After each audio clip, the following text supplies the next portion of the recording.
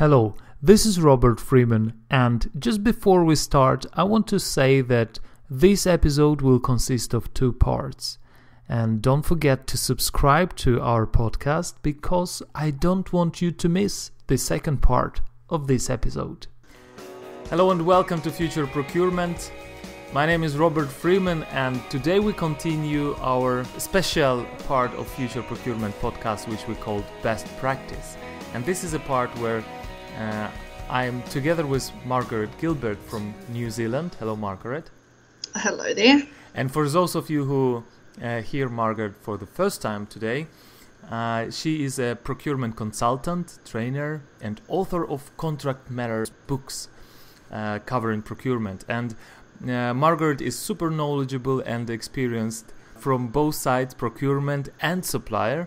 And this perspective we discussed with Margaret that you will step into today as well, showing the supplier side of the topics that we will discuss, right? Yes, put on my buyer hat and supplier hat. Exactly. I'm sure that for you, dear listener, you will like this format. And Margaret, please tell us, what do we talk about today?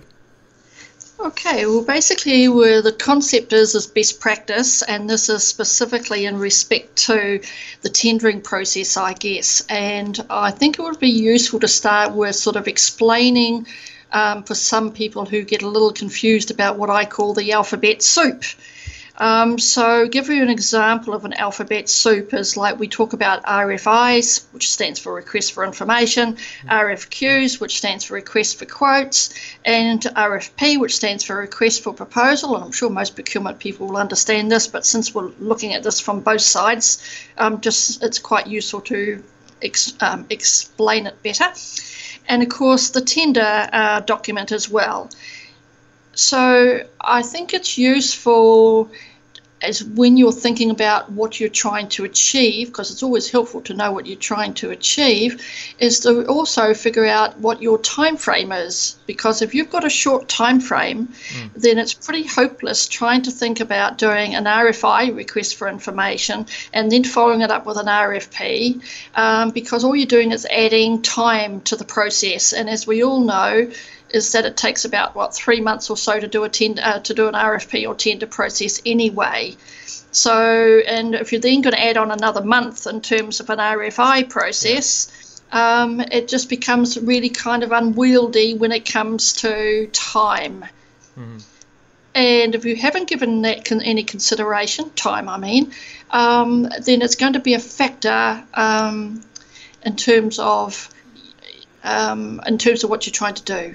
So in other words, if you know that's what you want to do, then you've got to start your planning earlier, and that's a best practice tip, just plan early. So when I was a buyer, I have to say is that I skipped the RFI piece and I went directly to either RFP because I figured that I could incorporate what I wanted and get what I wanted out of doing an RFP. That there wasn't much different in my eyes from an RFI to an RFP. Okay. So an RFP has benefits, especially in terms of best practice, in terms of providing an alternative for the supplier to provide an alternative to your original scope of work. So in other words, if they got an alternative idea or concept, they can provide it as a part of the proposal response by way of an addendum to the main proposal response. But when it comes to a tender document, unless it's been written in there specifically, is that suppliers can only respond as per the scope of work within the tender document. They cannot provide an alternative. So I guess it's whether you want not only just what you're asking for, but to get some ideas from the supplier as well that you might not have thought about. So from a best practice perspective, is allowing the supplier to provide multiple alternatives is a good thing to do. It takes more time in terms of evaluation, but if you want to get the best result, then maybe you need to just keep an open mind and allow the supplier to expand on their expertise. Right. How do you encourage that? Just Well, question. you can do that, and you can do that in your cover letter, or in the actual document that goes out that basically says we welcome ideas, we welcome alternative viewpoints. If you've got any better ideas than what we put here, then please let us know. But keep it as an addendum to the proposal response, so you don't mess it up in terms of your original scope of work. Exactly, and if you make it as a part of quotation, suppliers will feel also the competition on the good ideas, not only on the prices, for example. That's it. Yes, and I think it's time for buyers to recognise that suppliers have the expertise, they have the knowledge, and I think we should make use of that rather than dictating, basically, this is what you want when you perhaps don't know all the possibilities. So best practice should be prepared to listen to your suppliers.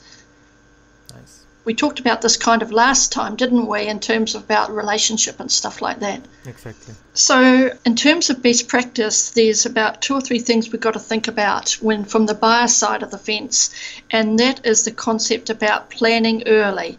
And sometimes it's not the procurement practitioner's fault. It's sometimes is that their colleagues come and say, I want this today or tomorrow. And we all know that, if we're going to go out to tender or out to RFP, is that it's going to take 3 months. So if it's really a matter of educating your internal people so they know that they can't come to you today and say, I want something tomorrow.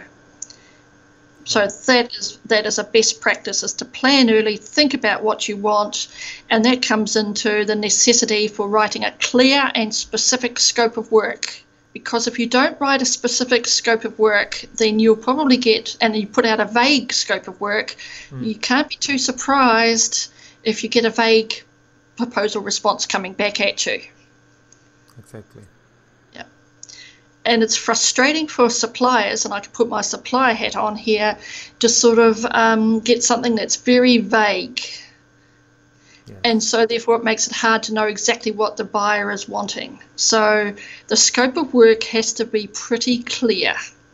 That is best practice, clear and concise, and don't make your document repetitive, because that's just frustrating from the supplier side. Nice. And also, just from my side, the understanding by different suppliers should be the same. This is very, very crucial to my point of view. Some of the suppliers are working with the company, or with you as a buyer. Some of the suppliers are new to you, and of course the special terms can be not understood properly, or some special wording and things like that. So be careful to make your documents understood by everybody in the same manner. Then it will be really comparing apples to apples. Yes, which brings us to evaluation criteria and weightings, doesn't it? Yes, because it's a really good idea and good best practice, again, about in your tender document or your RFP document, is that you provide the valuation criteria. Yeah. And for suppliers that are listening, valuation criteria basically means that it's how the buyer is going to measure or evaluate your proposal responses. So there is some thinking about you should be including the weightings as well, along with the criteria. Now, it depends on what part of the world you're in as to what the rules are. Now, primarily in a fair chunk of the world, and including my part of the world, the weightings are not included. They are for internal purposes only. Okay. But the criteria is put out there. So suppliers have really got to understand that the scope of work and the evaluation criteria is what they need to focus on in terms of doing their proposal response. Well, the biggest decision from the supplier side is to whether in fact they're going to respond at all, because the fact is, from the supplier side, if they cannot provide 85 to 95%, 100% of what's required, then they probably shouldn't bother to respond at all. And sometimes the best decision is not to respond, but suppliers aren't very good at making that decision. No, exactly. which is why sometimes they put in a proposal response that is very generic in nature, which frustrates the buyer tremendously. So they are trying their best to guess kind of what was meant, right? But they are not always guessing. Or That's right, yes. But they feel like they've got to or should do, and really that's a bad decision because, it's an awful lot of time and effort goes into putting together a proposal response. And, if you want to waste your time and whatever for something that you don't think you're going to get, but you're just doing it anyway, then that's not very efficient or strategic thinking, is it? Exactly. So I always say, when I do training and stuff, I always say to suppliers, if you can provide 90 to 100%, then go for it. If you can only provide 40%, then don't waste your time. Because what the buyer is going to do is put it in the non-compliant pile. Yeah. So the criteria, it's usually 5 criteria, and it's on the 5 things that the buyer is interested in measuring the proposal responses against. Now, there's no definitive 5 criteria, but I can give you an example, and I'm sure the buyers listening to this will understand this. Is usually price, is usually response to the scope of work, is usually technical, and can be customer service, could be prior experience. These 5. Now, they are not definitive as in for every situation. I'm just giving you an example. And the weightings have to add, well, depends on how you decide as to how you're going to evaluate. But let's just make it the easy way here and make it out of 100. So that means that those 5 areas, those criteria that I just mentioned, have to have weightings against, and has to add up to 100. Yeah. And the difficulty is how many marks against each. Now, that might sound simple, but when I do this in a training exercise, is that you get different people having different ideas, and then what you think might take 5 minutes can take 15, 20 minutes to work itself through as to what people consider to be important in terms of how to evaluate. Yeah. How to compare their importance. How to compare, that's it. And considering that there's usually 4 people or so on an evaluation team, people have different viewpoints, don't they? Right, and there is no recipe or one-size-fits-all solution to that. Which correct. Yeah, that's because it. My big question right now is, Margaret, can you advise some way to do it? But probably there is no right solution for which will fit everyone, or? No, each situation is different, so therefore the one-size-fits-all scenario just doesn't work. Okay. So the better words from a procurement perspective is what fit for purpose, because each procurement is different. So therefore, you have to make sure that the proposal responses you receive is hopefully the answer to your solution of what your problem is from the buyer side, and it has to be fit for purpose. That's why you can't just put in a generic proposal response, because you have to make it specific. Just like the RFP or the tender document is specific, the proposal response has to be specific to that tender document or to that RFP. This is just normal sort of procurement 101 and best practice kind of stuff. Yeah, it's good. And I think where there's a lot of confusion is in around the evaluation team. And it's important to focus on this because as I said, the evaluation team can be made up of 4 people, but only one of them is probably the procurement person. And the other 3 are coming from other parts of the organisation. So it becomes an education from the buyer's side of things to actually educate their colleagues as to the procurement process, the tender process, what's expected. In fact, you've got to keep things quiet and confidential because, people talk and all the rest of it. So that's kind of important. And hopefully you've got a techie person on that evaluation team, so if there's any technical issues, they can focus on that, which allows the other 3 to focus on the commercial side of things. So, summarize again, what are your tips? Who should be in that evaluation team? Is a technical person for sure? Is procurement there should be a procurement person, there should be a techie person, there should be perhaps a high user coming from an area which is going to be whatever the product or the service is going to be as a high user, so they've got an interest in it. And then lastly is whoever the budget holder is. Nice, yeah. Yeah. Also very important, not to forget. Yes, very important, yes. And always a good idea to know that you've got the expenditure sewn up prior to going out to a tender process. Don't wait until you're about to award the contract and then think, where's the money going to come from? Yeah. And I've seen that a couple of times, and that's a bit of a worry. Hmm. So that's another best practice. Make sure you've got your funding before you go out to tender. It's good advice. Yeah. Now, from the supplier side, they fully misunderstand that whole concept about evaluation. They just know that there's awful silence descends, and then they wonder why they're not hearing and all the rest of it. So when I do training stuff, I sort of say this is kind of simple. The whole thing about evaluation is that you have done the hard work and put in your proposal response. Now it's up to the buyer side to actually read those proposal responses, and that's how you make decisions as to who goes forward and who does not. Mm. It's kind of simple, but because it sort of seemed to be boring, and I never consider evaluation to be boring, but anyway, some people seem to, that's where you find your solution. That's where I think it's exciting, because you sort of can read all these proposal responses and you're going, okay, this is the answer to my problem. Mm. So that's how I looked at it anyway. So it's kind of important to be clear about what your outcomes are, what you're wanting to achieve.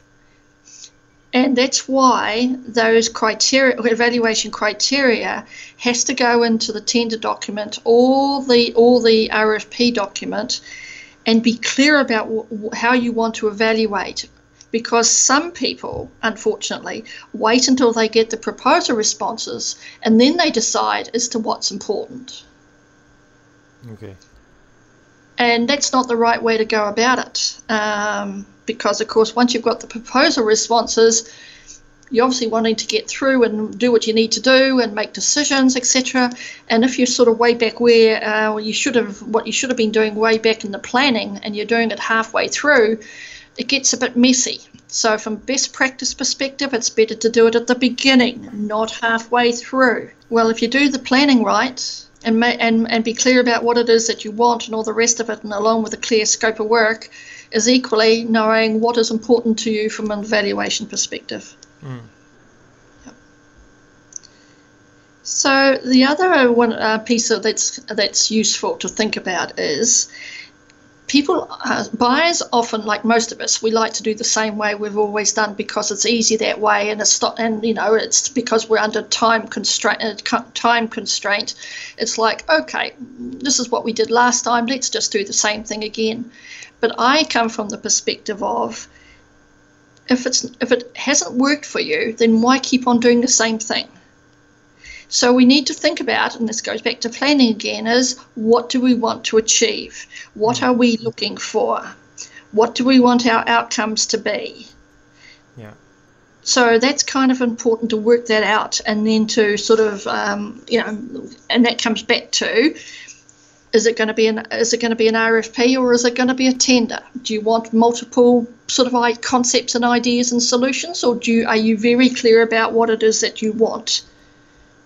And coming from a buyer side of things, I always like to have alternative solutions, because I didn't know, I didn't claim to be an expert. It's the suppliers that are the experts, right? Yeah. So you should allow them to provide multiple solutions. It shows that they have got the ability to think about it from more than one perspective. So that gives you a sign that the supplier is thinking rather than just sort of doing the same old, right? Yeah. So it gives you a better idea that they could probably work with you if you appointed them as a supplier, so that the ideas and vision and direction and stuff like that can happen later, because they're showing that ability at the early stage. Mm-hmm. Yeah. And what I've always found useful from a best practice perspective is to put them within your time frame. what I call a pre-bid conference. So it's after the RFP has gone out and it's before the proposal responses come in. So the concept is, in between those 2 points, is to invite, well, actually I'd make it mandatory, have a pre-bid conference where you've got all suppliers in the one room who can then ask the questions that they might have, so they can all hear the same question and the same answer at the same time.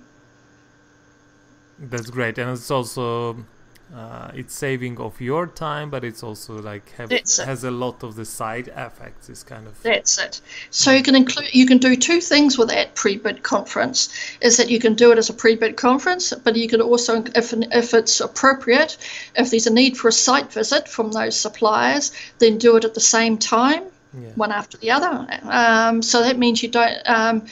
If you don't do that and you just allow suppliers to get in contact with you and then you have to set up 8, 9, 10, 11, whatever site visits, that becomes nightmarish in terms of planning and thinking about this whole thing. So it's easier if you can just do it all at once. Yeah. And the other side of this is that it allows you, the buyer, to provide the vision of what you're trying to do and what you're looking for, so that the suppliers are hearing that at the same time and they can ask questions from it.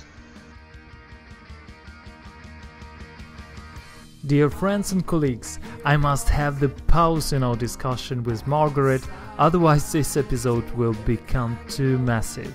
So let's take some time and digest this best practice, this advice from Margaret Gilbert, and we will come back just in a few days to come with this second part of this interview.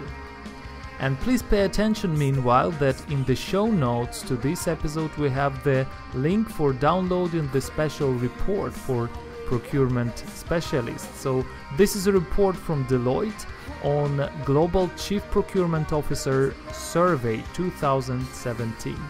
So just click the link to get the report. We will talk to you in few days to finalize our discussion with Margaret about best practice for quotation process in procurement. So I recommend you to subscribe to Future Procurement and make sure you will never miss another episode. This was Robert Freeman and Future Procurement. Talk to you soon.